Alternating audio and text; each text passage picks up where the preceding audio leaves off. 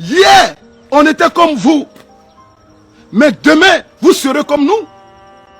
En d'autres termes, hier, ces bien-aimés étaient en vie. Mais demain, c'est nous qui allons les rejoindre. Lorsqu'on parle de la mort, les gens ont peur. Bien-aimé de Dieu, si tu as peur de mourir, tu dois avoir peur de vivre.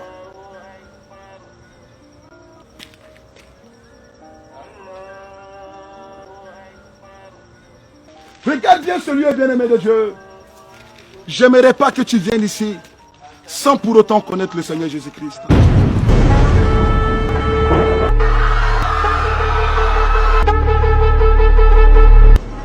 Voilà pourquoi j'aimerais t'exhorter aujourd'hui.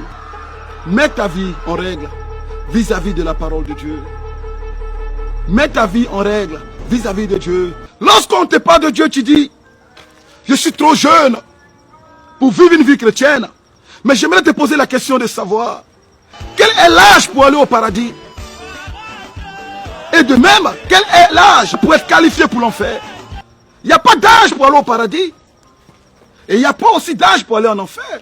Alors si tu penses que tu es trop jeune pour donner ta vie au Seigneur Jésus-Christ, en d'autres termes, tu es en train de confesser que tu es prêt pour aller en enfer. Parce que demain ne t'appartient pas et ton souffle de vie ne dépend pas de toi. Alors j'aimerais finir ce message pour te dire, tous ceux qui sont ici, malheureusement, celui est silencieux. Il y en a de parmi ces bien-aimés qui allaient en boîte de nuit s'amuser. Où sont aujourd'hui les DJ qui les amusaient? Où est aujourd'hui la musique qui les faisait danser? Regarde ce lieu, écoute ce silence. Je vais me taire pour quelques secondes et écoute le silence qui règne en ce lieu. Il n'y a plus de musique de coupé-décalé. Il n'y a plus de musique de DJ. Il n'y a plus de jeu de lumière. Voici la finalité de ceux qui se confient dans la chair. Il y a encore de l'espoir pour toi, enfant de Dieu.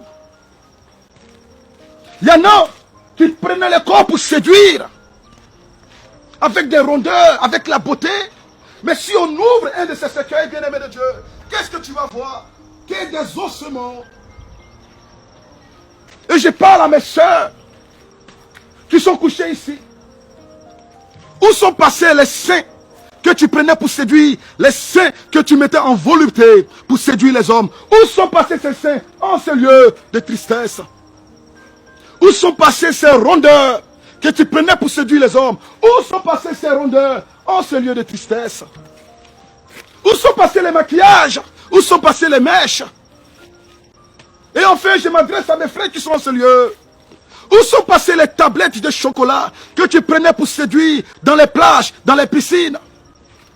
Où sont passés ces muscles dans lesquels tu te glorifiais? N'est-ce pas qu'aujourd'hui, tout est devenu ossement? Vanité des vanités, nous disent les ecclésiastes. Tout est vanité. Poussière nous sommes nés, poussière nous finirons.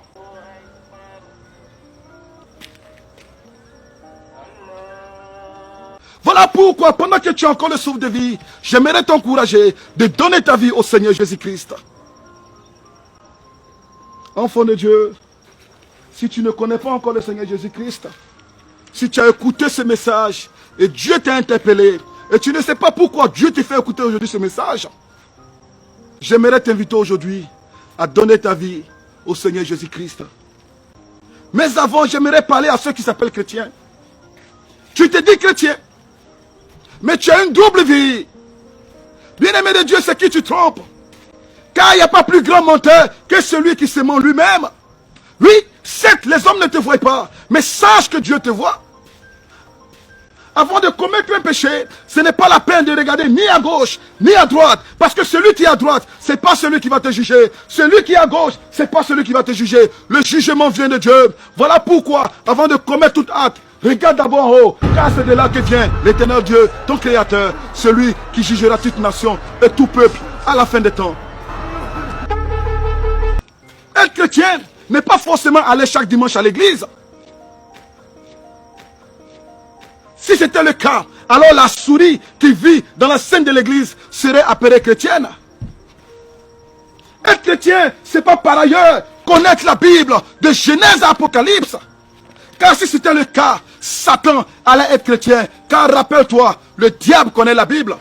Voilà pourquoi en Matthieu 4, il a tenté notre Seigneur Jésus-Christ avec les versets de la Bible. Connaître la Bible ne fait pas de toi un chrétien. N'est-ce pas que Judas connaissait les Écritures? Est-ce pour autant qu'il a été sauvé? Voilà la question. Un chrétien par ailleurs, ce n'est pas de prier matin, midi, soir. Ce n'est pas de jeûner matin, midi, soir, sans pour autant mettre la parole de Dieu en pratique. Si jeûner faisait de toi un chrétien, si prier faisait de toi un chrétien, alors les musulmans seraient chrétiens. Parce qu'ils prient combien de fois par jour?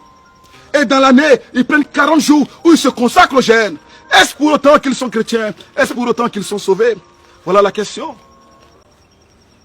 Et on fait une dernière question. Est-ce qu'être chrétien, c'est d'enregistrer plusieurs prédications dans ton portable, dans ton ordinateur?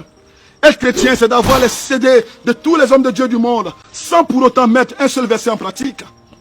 Bien aimé, ce n'est pas le temps d'écouter, c'est le temps de mettre en pratique. Nous avons trop écouté la parole de Dieu.